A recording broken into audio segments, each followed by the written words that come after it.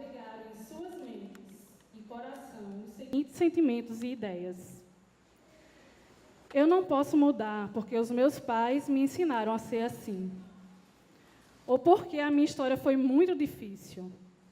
Eu passei por momentos que me desfiguraram emocionalmente. A minha identidade não está restaurada. É impossível ser quem eu gostaria de ser. Eu não tive bons exemplos ou parâmetros na minha família. E aí começam a surgir esses pensamentos internos, essas ideias, que muitas vezes são os nossos opositores. E começam a dizer dentro de nós: eu não vou conseguir. Eu sou incapaz. Eu jamais vou ser aquela mulher ou aquele homem que eu sonhei ser um dia. Afinal de contas, na minha família não há referências boas. Ah, Senhor, eu sou tão medrosa. Estou cheio de segredos. Por que eu sou tão insegura ou inseguro? Eu definitivamente não consigo mudar. Mas aí, você faz aquela oração, escuta um louvor, ou até mesmo se reúne na igreja com os irmãos. Entra na presença de Deus e começam a surgir fagulhas dentro de nós que dizem: eu acho que eu vou conseguir. E aí toda aquela fortaleza que nos dizia não, parece que começa a ser abalada. Só que você começa a pensar: se eu voltar para casa, para a minha rotina, vai voltar tudo ao normal. Vai voltar a acontecer o que acontecia antes. E eu serei quem eu era antes. E daí começa o conflito. Começa a inquietação na alma. Quantos de vocês já abrigaram esse tipo de pensamentos ou ideias? Senhor, eu quero mudar, mas eu estou longe de ser quem eu desejo ser. Mas saibam que Deus está decidido a fazer uma obra extraordinária na sua vida, para que a sua vida seja restaurada no que está faltando. Todos nós temos um passado. Todos nós temos uma trajetória, uma caminhada. E é impossível viver sobre a terra sem carregar algumas cicatrizes, não é mesmo? Não há ninguém que viva neste planeta e diga: nunca me chateei, nunca me decepcionei, nunca fui ferido. Eu estou falando alguma mentira?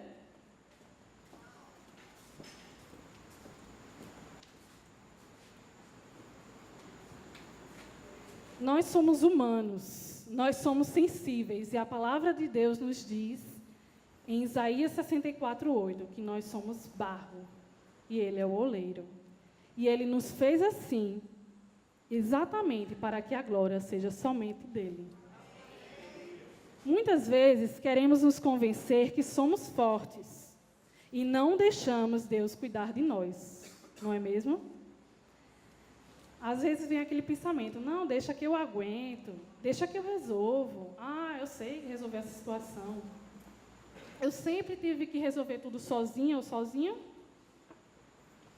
Deus quer trazer essa noite a responsabilidade a respeito da sua restauração e da restauração da sua vida para você.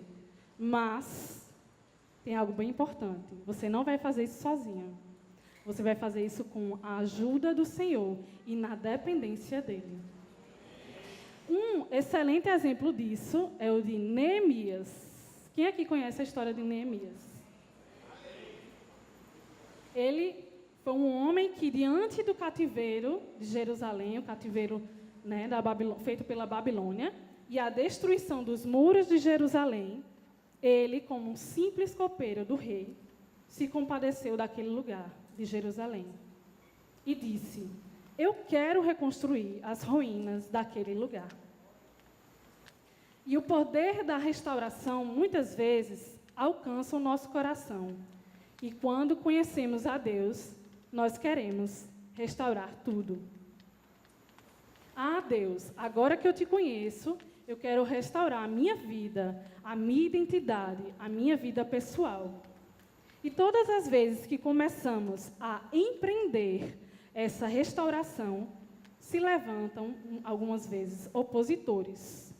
Opositores esses que podem estar dentro da nossa mente, dentro do nosso coração, ou até mesmo ao nosso redor. E aí eu faço uma pergunta para cada um de vocês. Como você está lidando com esses opositores? Como você está lidando com os pensamentos de desistir? Como você está lidando com a oposição que não acredita na sua mudança? Não acreditam no seu chamado, não acreditam na sua transformação ou no seu arrependimento? Como você está lidando com a sua insegurança, com os seus medos, com essas forças que tentam paralisar esse processo de restauração na sua vida? E aí eu peço a Miriam para que coloque o tema, por favor. O tema da mensagem de hoje é como lidar com os Sambalates e Tobias das nossas vidas.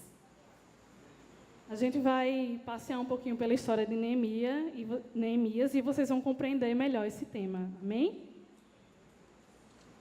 Vamos lá. Neemias, capítulo 1.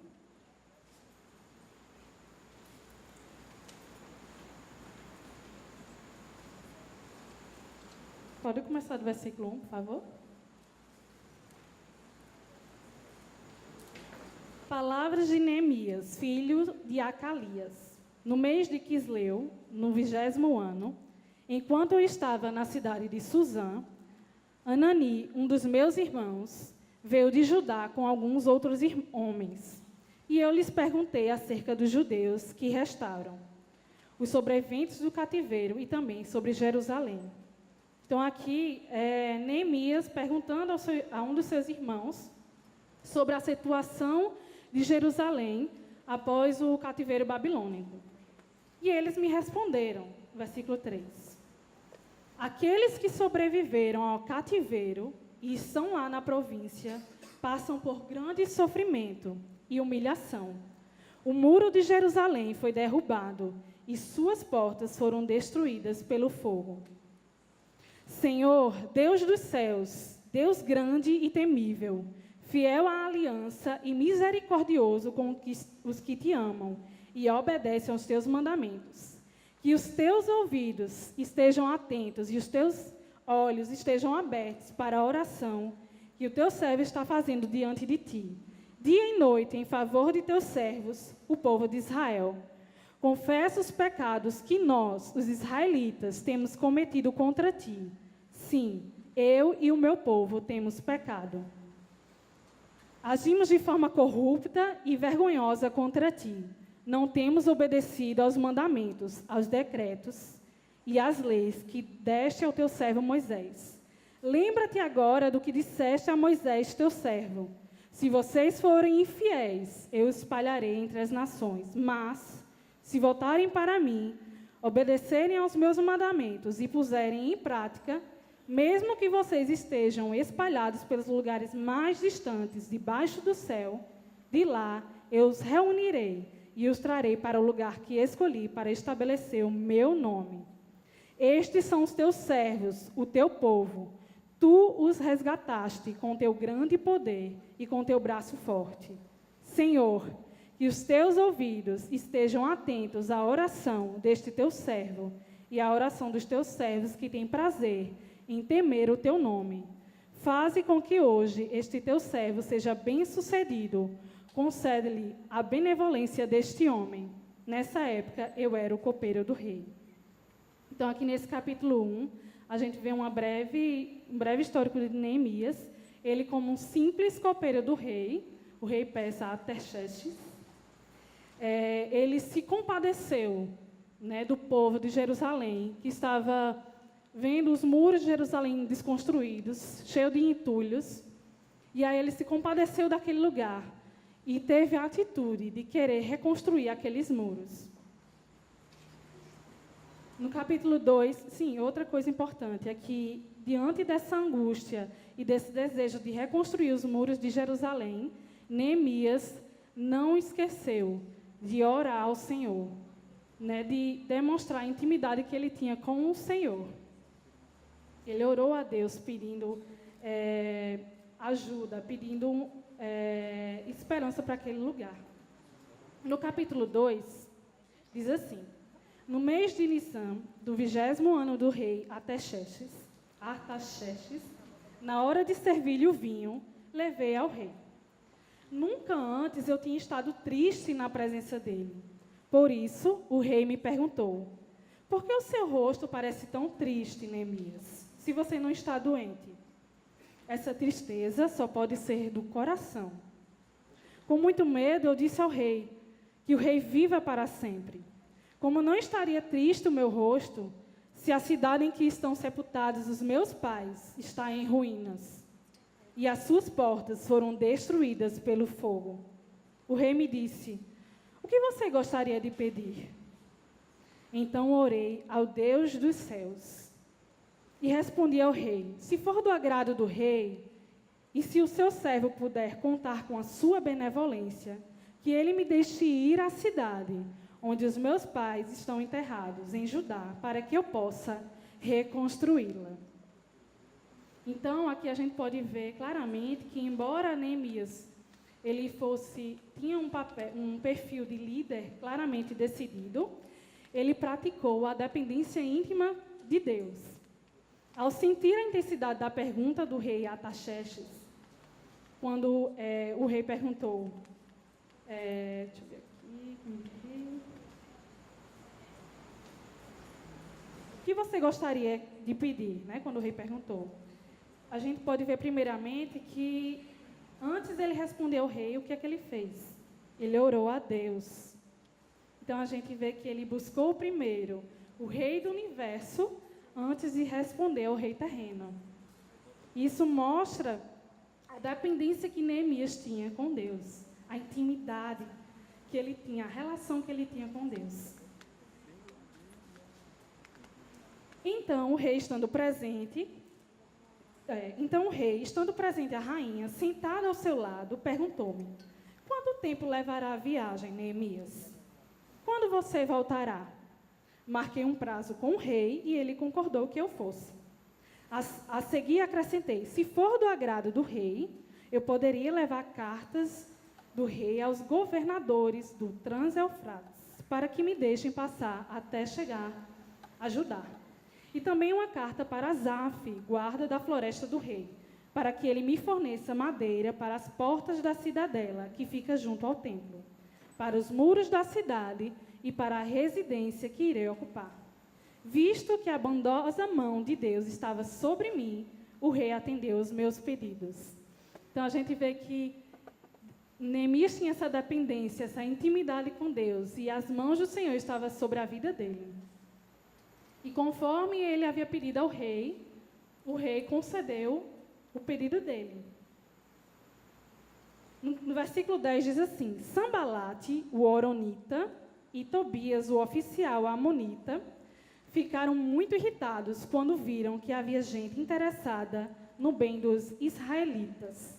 Aqui começa a surgir, né, os opositores da reconstrução dos muros de Jerusalém. Por isso que eu coloquei como tema: como lidar com os Sambalates e Tobias das nossas vidas. Aqui na situação de Neemias, os opositores eram Sambalate e Tobias. Mas aí eu fiz um paralelo, né, como esses opositores também, em várias situações das nossas vidas, a gente lança mão, né, e diante das dificuldades também aparecem opositores. Dando continuidade à palavra do Senhor, no versículo 11. Cheguei a Jerusalém, no capítulo 2, versículo 11. Cheguei a Jerusalém depois de 3 dias de permanência ali. Saí de noite com alguns dos meus amigos. Eu não havia contado a ninguém o que o meu Deus havia posto em meu coração que eu fizesse por Jerusalém. Então aqui, mais uma vez, demonstra a intimidade que ele tinha com o Senhor, os segredos que ele tinha com o Senhor. E só ele, Deus, sabia. No versículo 13. De noite, saí pela porta do vale na direção da fonte do dragão e da porta do esterco. examinando o muro de Jerusalém, que havia sido derrubado, e suas portas, que haviam sido destruídas pelo fogo. Fui até a porta da fonte e do tanque do rei, mas ali não havia espaço para o meu animal passar. Por isso, subi o vale ainda de noite, examinando o muro. Nessa passagem aqui, a gente vê que Neemias ele fez uma avaliação detalhada e meticulosa de toda a situação, como estava o muro, né, todo desconstruído. E antes dele desafiar o povo para a reconstrução do muro, para esse grande projeto, o que é que ele fez? Ele conheceu primeiro como estava o muro reconstruído, para depois lançar esse desafio ao povo. Então, como Neemias ele tinha esse perfil de líder, a gente tem que ter o entendimento que o líder ele precisa saber a dimensão da obra a ser feita. Antes de lançar aquele desafio, Neemias conheceu detalhadamente aquele lugar. E aí, um líder sábio, ele analisa os problemas discretamente e detalhadamente antes de encorajar os seus liderados publicamente. Amém?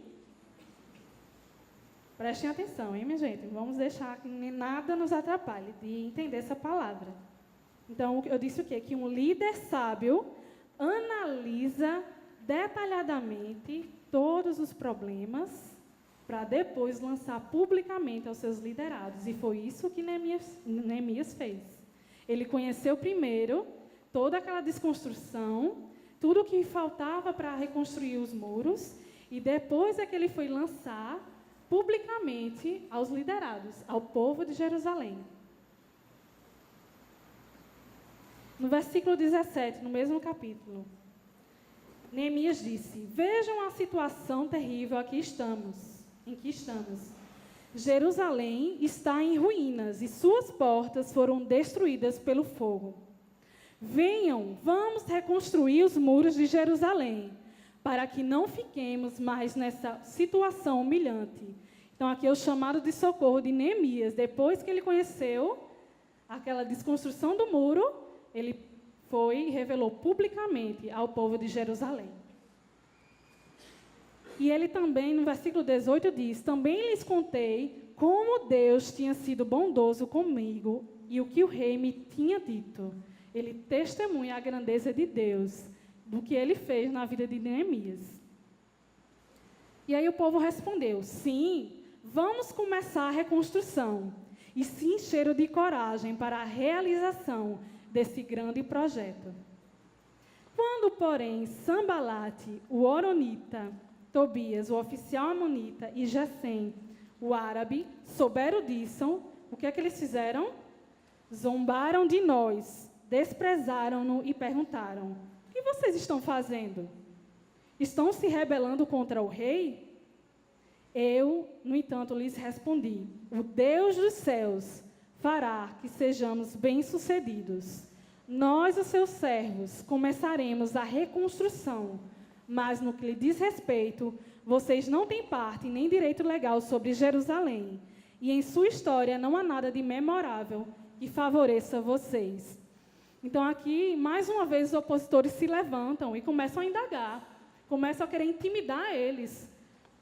O que vocês estão fazendo? Estão se rebelando contra o rei? Mas aí o que é que Neemias fez? O Deus falou: o Deus dos céus fará que sejamos bem-sucedidos. Ele sabia da dependência que ele tinha com Deus e do que Deus ia operar naquele lugar. E ele não permitiu que aqueles opositores o inflamassem e o impedissem de cumprir esse grande projeto. Amém? E aí no capítulo 3, Neemias começa a delegar as funções para aquele povo. Né? Uma parte do povo vai reconstruir a porta tal, uma parte do povo vai reconstruir a outra parte do muro. E é uma coisa interessante aqui, que eu não vou me deter, mas que eu vou explanar para vocês, é que diante dessa delegação de funções, Neemias, ele fez com que aquele povo entrasse em unidade. Havia unidade de homens, mulheres, pobres, ricos, sacerdotes, comerciantes, agricultores e ourives. e ninguém ficou de fora desse grande projeto. Amém? Vamos lá para o capítulo 4. A gente hoje vamos passear pela palavra do Senhor. Amém? No capítulo 4, vai explanar claramente e bem transparente a oposição daqueles homens quanto à reconstrução do muro de Jerusalém. No capítulo 4, vamos lá dar início. Quando Sambalate soube que estávamos reconstruindo o muro, ele ficou furioso, ridicularizou os judeus e, na presença de seus compatriotas e dos poderosos de Samaria, disse: o que aqueles frágeis judeus estão fazendo? Será que vão restaurar o seu muro? Irão oferecer sacrifícios? Irão terminar a obra num só dia? Será que vão conseguir ressuscitar pedras de construção daqueles montes de entulho e de pedras queimadas? Então, aqui a gente vê que, mais uma vez, os opositores Sambalate e Tobias tentam indagar, intimidar aquele povo. E eles tinham o desejo de querer que aquele povo não reconstruísse o muro de Jerusalém. E muitas vezes assim é em nossas vidas. Às vezes a gente toma a atitude de querer reconstruir algo em nossas vidas e em algumas situações podem aparecer os opositores, querendo nos ridicularizar, nos intimidar. E esses opositores muitas vezes não é aquela pessoa que está ao nosso lado, mas é a nossa própria mente. Né? Naqueles pensamentos, meu Deus, será que eu vou conseguir? Isso não vai dar certo. Como esse projeto aqui que eu estou querendo pôr em prática, não vai dar certo, eu acho que eu não sou capaz de cumprir. Muitas vezes acontece isso, né, com a gente. E muitas vezes, pessoas que são recém-convertidas, que tinham uma vida, né, uma antiga vida, e quando passaram a aceitar Jesus, tornaram-se novas criaturas, nasceram de novo, e muitas vezes surgem aquelas perguntas, ou até mesmo as pessoas que estão ao lado delas, né? Agora você vai dizer que é pura, né, depois dessa mudança de querer reconstruir sua vida. Agora você vai dizer que você era algo no passado e agora é outra pessoa. Muitas vezes acontecem essas situações. Mas aí a gente tem que ter a atitude, a sabedoria e o discernimento de como lidar com esses opositores. E nós vamos ver o exemplo de Neemias. Dando continuidade no versículo 3. Tobias, o amonita, que estava ao seu lado, completou: pois que construam, basta que uma raposa suba lá para que esse muro de pedras desabe. Então, mais uma vez, ele estava zombando daquele povo. Eles estavam numa situação tão, aos olhos humanos, sem esperança, sem uma resposta, sem uma saída. E aí ele lança essas perguntas, essas zombarias, né, para aquele povo. Mas e o que é que Neemias faz mais uma vez? No versículo 4 fala claramente: ouve-nos, ó Deus, pois estamos sendo desprezados. Faze cair sobre eles a zombaria, e sejam eles levados prisioneiros como despojo para outra terra. Não perdoe os seus pecados, nem apague as suas maldades, pois provocaram a tua ira diante dos construtores. Mais uma vez, Neemias fala com Deus, diante da oposição, diante das adversidades. E aqui mostra claramente que Neemias orou, e isso é fundamental no processo de restauração. E a gente vê claramente que a oração era a atmosfera em que ele realizava a obra, aquele grande projeto. A oração era algo constante, era algo que ele tomava como uma ferramenta que ele tinha para manter naquela elaboração daquele projeto. No versículo 6 fala: nesse meio tempo, fomos reconstruindo o muro, até que em toda a sua extensão chegamos à metade da sua altura, pois o povo estava totalmente dedicado ao trabalho. Então, aqui a gente vê que o povo estava engajado em unidade para reconstruir aquele muro. E eles já estavam na metade da altura do muro. E eles não se abateram com as zombarias, com as indagações que os opositores lançavam. Quando, porém, Sambalate, Tobias, os árabes, os amonitas e os homens de Asdod souberam que os reparos dos muros de Jerusalém tinham avançado e que as brechas estavam sendo fechadas, eles ficaram furiosos. Todos juntos planejaram atacar Jerusalém e causar confusão. Vocês já perceberam que quando nós nos comprometemos a iniciar uma reconstrução em algo em nossas vidas, sempre acontece alguma confusão, algum conflito? Algo sempre tenta surgir para tentar parar essa reconstrução, essa restauração. Mas a gente não deve tentar fazer com que isso nos impeça de reconstruir os nossos muros, as nossas vidas. Mas o que é que Neemias fez mais uma vez, no versículo 9? Mas nós oramos ao nosso Deus e colocamos guardas de dia e de noite para proteger-nos deles. Veja mais uma vez a necessidade que Neemias tinha de orar, de interceder ao Senhor diante daquela situação. Ele não deixava de orar ao Senhor. A oração era a atmosfera em que Neemias realizava a sua obra.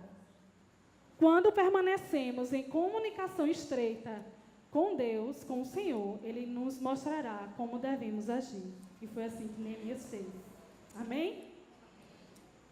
E aí a gente vê a necessidade de estar na intercessão e na oração constante, na intimidade com Deus.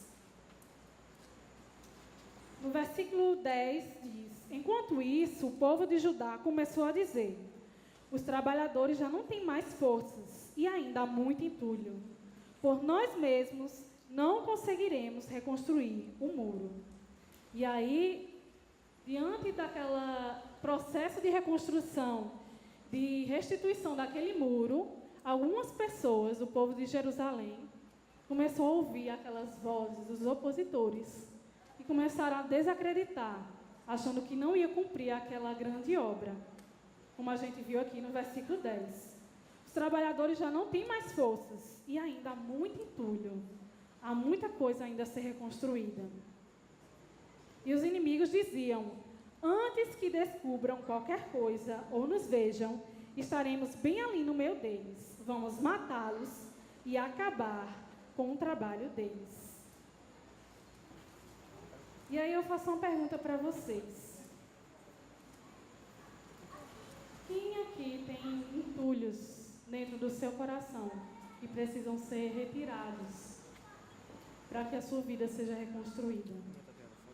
Entulho é tudo aquilo que em algum momento foi destruído e doeu tanto que você não teve coragem de retirar ou limpar aqueles entulhos. E aí, então, você preferiu deixar escondido no canto.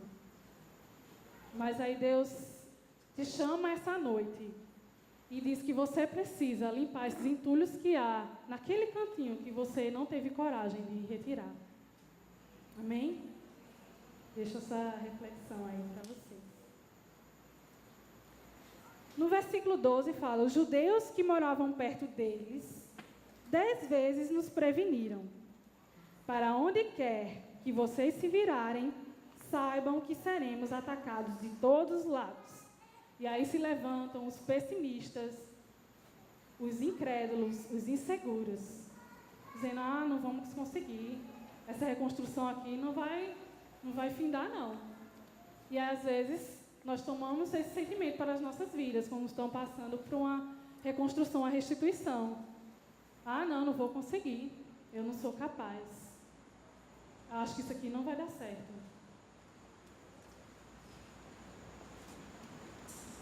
No versículo 13 fala: por isso posicionei alguns do povo atrás dos pontos mais baixos do muro, nos lugares abertos, divididos por famílias, armados de espadas, lanças e arcos. E isso aí foi o que Neemias fez diante daquelas pessoas que se levantaram com pessimismo, com incredulidade. Ele posicionou as pessoas com armas para estarem alerta naquela reconstrução do muro. Então a gente vê que ele estava em alerta, preparando aquele povo para reconstruir o muro. E ele não deixava aquele povo desanimar na incredulidade e no pessimismo. E aí Neemias, no capítulo 14, fala: fiz uma rápida inspeção e imediatamente disse aos nobres, aos oficiais e ao restante do povo: não tenham medo deles. Lembrem-se de que o Senhor é grande e temível. E lutem por seus irmãos, por seus filhos e por suas filhas, por suas mulheres e por suas casas. Então aqui Neemias, como perfil de líder, ele não deixava que o povo se desanimasse, e ele lembrava, trazia sempre a mentalidade daquele povo de que Deus é grande e temível, e que Deus ia lutar por eles naquela grande obra. No versículo 15 fala: quando os nossos inimigos descobriram que sabíamos de tudo e que Deus tinha frustrado a sua trama, todos nós voltamos para o muro, cada um para o seu trabalho. Daquele dia em diante, enquanto a metade dos meus homens fazia o trabalho, a outra metade permanecia armada de lanças, escudos, arcos e couraças. Os oficiais davam apoio a todo o povo de Judá. Então percebam, Neemias se mantinha em oração e na intercessão. Ele falava com Deus. Ele delegou as funções para o povo, para que se mantivessem trabalhando naquela grande obra. E também permitiu com que certas pessoas estivessem armadas. Então ele tinha estratégia.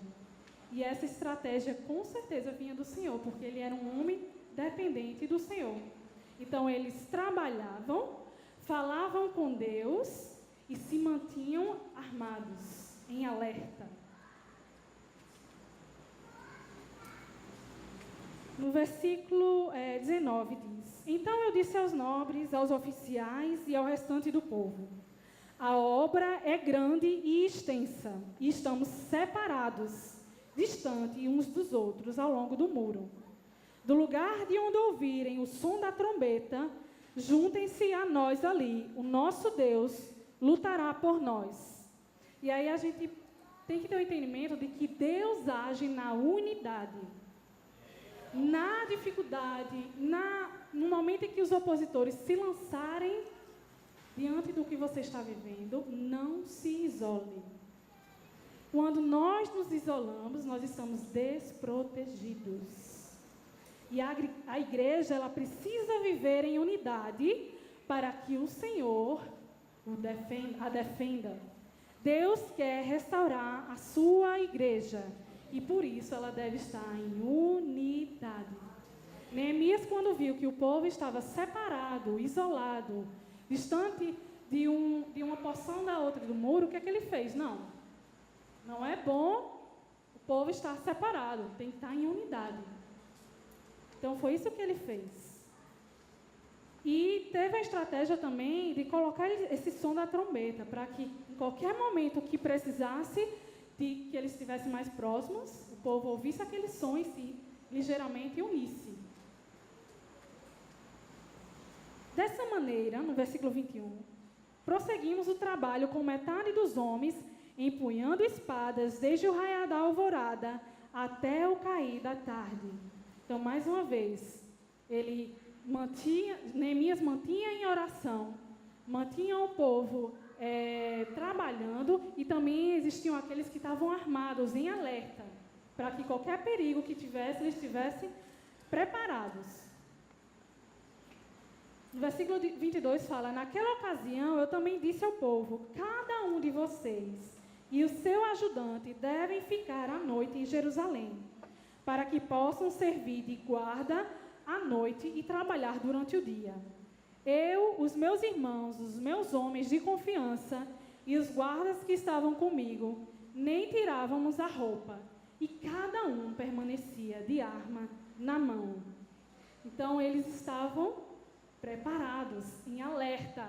Eles não permitiam que aquela oposição, aquela dificuldade, aquela limitação da visão humana os impedisse de estar ali, juntos, unidos para reconstruir o muro.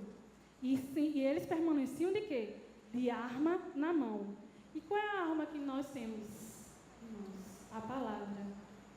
Então a gente deve permanecer com essa arma na mão. A palavra do Senhor, ela é viva e eficaz. Tudo que nós precisamos está aqui.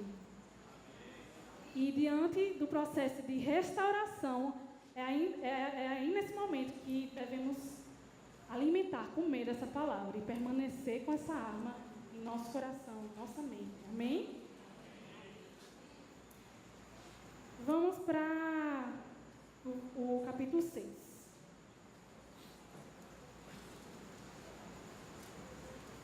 No capítulo 6, mais uma vez os opositores vão se levantar para querer intimidar aquele povo. E aí começa assim. Quando Sambalate, Tobias, Gesem, o árabe e o restante de nossos inimigos souberam que eu havia reconstruído o muro e que não havia ficado nenhuma brecha, embora até então eu ainda não tivesse colocado as portas nos seus lugares, Sambalate e Gesem mandaram-me a seguinte mensagem: venha, vamos nos encontrar num dos povoados da planície de Ono. Eles, contudo, estavam tramando fazer-me mal. Por isso enviei-lhes mensageiros com esta resposta: estou executando um grande projeto e não posso descer. Por que parar a obra para ir encontrar-me com vocês? Eles me mandaram 4 vezes a mesma mensagem e todas as vezes lhe dei a mesma resposta. Quando Neemias ele foi convidado a abandonar, a deixar aquele projeto de lado, o que é que ele fez? Ele teve o discernimento, ele teve a sabedoria que ele tinha de Deus, na intimidade que ele tinha com Deus, e deu a mesma resposta as 4 vezes. Eu estou executando um grande projeto e não posso descer e não vou lançar mão disso. Então, na 5ª vez, Sambalate mandou-me um dos seus homens de confiança com a mesma mensagem. Ele tinha na mão uma carta aberta em que estava escrito: vejam a ousadia dos opositores. Dizem entre as nações, e Gesem diz que é verdade, que você e os seus judeus estão tramando uma revolta e que, por isso, estão reconstruindo o muro. Além disso, conforme dizem, você está na iminência de se tornar o rei deles. E até nomeou profetas para fazerem em Jerusalém a seguinte proclamação a seu respeito: há um rei em Judá. Ora, essa informação será levada ao rei, hein? Por isso, vamos conversar? Vejam a ousadia dos opositores. Eles a todo momento tentavam ameaçar o ego, ameaçar Neemias, a querer intimidar mesmo. E assim são os opositores das nossas vidas. Pode ser uma pessoa, pode ser uma situação, pode ser a sua própria mente, querendo lhe intimidar, impedir que você reconstrua algo em sua vida. E aí vê que os opositores, além de serem ousados, eles lançaram argumentos criativos para tentar parar Neemias. E o que Neemias mandou como resposta? Nada disso que você diz está acontecendo. É pura invenção sua e ponto final. Acabou. Ele tinha plena confiança no Senhor. E mesmo diante da intimidação, o que é que ele respondeu? Vamos lá, junto comigo. Nada disso que você diz está acontecendo. É pura invenção sua. E ponto final. Vamos tomar essa posição de Neemias para nossas vidas. Amém? E aí, fala no versículo seguinte: estavam todos tentando intimidar-nos, pensando, eles serão enfraquecidos e não concluirão a obra. Eu, porém, orei pedindo: fortalece agora as minhas mãos. Vamos repetir? Fortalece agora as minhas mãos. Essa foi a oração que Neemias fez. Ele parava diante da situação e qual era a ferramenta que ele tinha? Orava. Ele não deixava de orar ao Senhor. E a obra que você pode estar realizando na sua vida, eu não conheço, ela é mais importante que a sua reputação. Porque os opositores estavam pensando, eles serão enfraquecidos e não concluirão a obra. Mas eu quero lhe falar que a obra que o Senhor lhe confiou para reconstruir, ela é bem maior do que a sua reputação. Porque muitas vezes a gente se atém ao que os outros falam. Se atém ao que fulano de tal fala a seu respeito. Mas quem sabe quem você é? Deus. Quando você está sozinho, você revela quem é na presença do Senhor. E Ele sabe quem é você. Amém?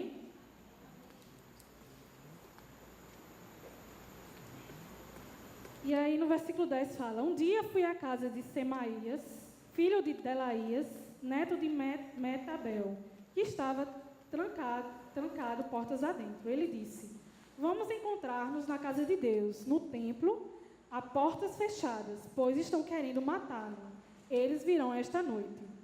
Todavia eu lhe respondi: acha que um homem como eu deveria fugir? Alguém como eu deveria entrar no templo para salvar a vida? Não, eu não irei. Percebi que Deus não o tinha enviado e que ele tinha profetizado contra mim, porque Tobias e Sambalate o tinham contratado. Então aqui a gente vê mais uma vez discernimento em Deus, que Neemias manifestava aqui através dessa palavra. Ele discerniu que aquele profeta que falou que vamos encontrar-nos na casa de Deus, no templo, a portas fechadas, pois estão querendo matá-lo. Ele teve o discernimento de que aquilo não vinha de Deus. Eram pessoas contratadas dos opositores. Então vejam a importância de estar em constante intimidade com o Senhor. Porque o Senhor dá discernimento e dá sabedoria para discernir as coisas boas das más. Amém? E aí no versículo 13 continua: ele tinha sido pago para me intimidar, a fim de que eu cometesse um pecado agindo daquela maneira. E então eles poderiam difamar-me e desacreditar-me. Lembra-te do que fizeram Tobias e Sambalate, meu Deus. Lembra-te também da profetisa Noadia e do restante dos profetas que estão tentando me intimidar. Mais uma vez, Neemias orava ao Senhor. Que mesmo aqueles falsos profetas vindo diante dele, ele teve o discernimento e pedia a Deus: lembra-te de mim, Senhor, diante dessa situação. E aí no versículo 15 fala: o muro ficou pronto no 25º dia de Elul, em 52 dias. Em 52 dias o muro foi reconstruído. E quando todos os nossos inimigos souberam disso, todas as nações vizinhas ficaram atemorizadas e com orgulho ferido, pois perceberam que essa obra havia sido executada com a ajuda de nosso Deus.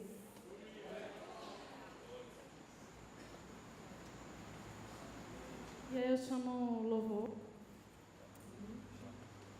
E diante dessa explanação da palavra, a gente vê que, diante da adversidade daquele povo, que era a reconstrução do muro de Jerusalém, Neemias sempre se manteve na oração, na intimidade e no relacionamento íntimo com Deus.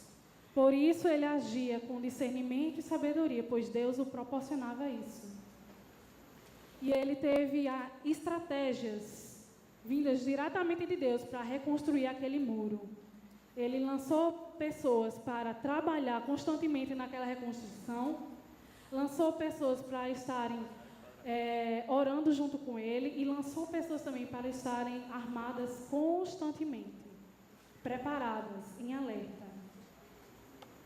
E aí eu trago algumas perguntas reflexivas para vocês. que você está tentando construir ou reconstruir? Um caráter piedoso? Uma carreira? Um casamento? Um lar? Um ministério? Reconstruir a sua alegria? Eu não sei. O que quer que seja, não esqueça a advertência muito necessária de Neemias. Processos de construção, grandes e duradouros, são sempre e unicamente realizados com muita oração e dependência no Senhor. Esse foi o grande empreendimento executado em menos de 2 meses. Apesar de feroz oposição e da força de trabalho inexperiente. Como? Como aquele muro foi reconstruído? Neemias e seus companheiros não só trabalharam sem parar, como oraram fervorosa e constantemente. E eu lanço a pergunta a vocês: o que precisa ser reconstruído na vida de vocês? Quais são os entulhos que precisam ser retirados daquele canto que você deixou e não teve coragem de retirar? Sim, a reconstrução vem na dependência do Senhor, mas também precisa da sua atitude. Se Neemias não tivesse tido a atitude de encorajar aquele povo, de delegar as funções, de orar, de manter aquele povo armado, em alerta, aquela reconstrução não teria acontecido. E aí Deus lança nessa noite a responsabilidade também da reconstrução na sua vida. E eu peço que a igreja esteja toda de pé, amém? De mãos dadas. Pode unir aqui os corredores. Em unidade, como aquele povo de Jerusalém, para reconstruir o muro, nós vamos fazer, vamos dizer, esse ato profético em unidade. Que cada um lance ao Senhor agora o que precisa ser reconstruído, o que precisa ser restaurado. E que o Senhor venha lhe encher de ousadia para reconstruir esse muro. Aquilo que precisa ser reconstruído, que só você e Deus sabem. Não permita que as vozes dos opositores o impeçam de reconstruir isso que precisa ser reconstruído. E não se esqueçam que no processo de reconstrução, de restauração, que é algo constante nas nossas vidas, ela precisa ser regada numa atmosfera de oração, de intercessão, de intimidade com Deus. Amém? Vamos orar? Senhor Deus e Pai, nessa noite, Senhor, nos colocamos diante da Tua presença e tomamos posse, Senhor Deus, dessa palavra, como aprendemos agora em Neemias. Senhor Deus, que Tu venha nos encorajar nessa noite, Pai, a não dar ouvido às vozes dos opositores, Senhor, e ter a atitude de reconstruir aquilo que precisa ser reconstruído em nossas vidas, na Tua dependência, Senhor. Senhor, eu não conheço o que cada um está passando aqui, mas Tu conheces, Pai. Ministra, Senhor Deus, em cada um agora, aquela área que precisa ser reconstruída, aquela área que precisa ser retirada os entulhos, Senhor, em nome de Jesus. Em nome de Jesus, vem, Senhor Deus, nos regar de ousadia, de discernimento e sabedoria, de estratégia do alto, Senhor, para que possamos lançar da arma na mão, Senhor, que é a Tua palavra, dia após dia, e se manter, Senhor Deus, nesse processo de reconstrução, Senhor. Em nome de Jesus, nós reivindicamos no reino espiritual, Senhor, a Tua mão poderosa sobre nós, Pai. Lembra-te de nós, Senhor, nessa constante caminhada de restauração e reconstrução dos nossos muros, Pai. Em nome de Jesus, nós reivindicamos no reino espiritual que o inimigo não tem vez sobre a nossa mente, sobre o nosso coração. Em nome de Jesus, nós cancelamos todos os dardos do maligno que queira nos impedir de reconstruir esses muros, Pai. Em nome de Jesus, traz, Senhor, Deus, aquela fome e sede da Tua palavra, Pai. Aquele desejo incessante de conhecer quem Tu és, não só de ouvir falar, mas do que a Tua palavra revela, Senhor. Senhor Deus, dai-nos, Senhor, uma vida de intercessão e oração, Pai, que é um estilo de vida, Senhor. Tira toda a preguiça, Senhor. Tira toda a incredulidade, Pai. Em nome de Jesus. E fortalece-nos. Fortalece-nos, Senhor. Para que possamos manter em constante trabalho desses muros. Na intercessão, na oração. E de armas na mão, Senhor. Na Tua dependência. Em nome de Jesus. Amém. Glória a Deus.